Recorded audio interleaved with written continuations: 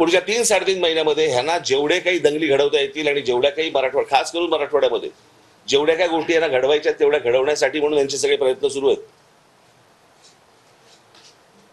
तुम्ही जर समजा शरद पवारांचं, मी माझ्या जाहीर सभेमध्ये पण सांगितलं होतं, शरद पवारांचं जर राजकारण तुम्ही बघितलं तर हे गेलं ते सगळं जेम्स लेन प्रकरणापासून यांनी सगळे सुरुवात केली आणि ते स्टेप बाय स्टेप एक जात झाली. कसं होतं, जातीबद्दल प्रेम हे वर्षानुवर्ष आहे, फक्त काय महाराष्ट्रात नाही देशात आहे. तर ह्यांना दाखवायचं की हे जरांगे पाटलांचं आहे, पण त्यांच्या आडून ह्यांचं विधानसभेचं राजकारण सुरू आहे. हे मला असं वाटतं लोकांसमोर येणं गरजेचं आहे.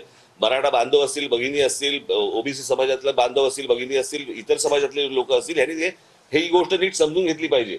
शरद पवारांसारखा आज 82-83 वर्षाचा माणूस आज महाराष्ट्रामध्ये स्टेटमेंट करतो की महाराष्ट्रामध्ये मणिपूर होईल.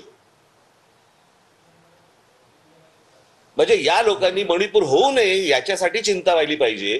ते म्हणतात की मणिपूर होईल, म्हणजे ह्यांच्या डोक्यात काय चालू आहे हे तुमच्या लक्षात येईल.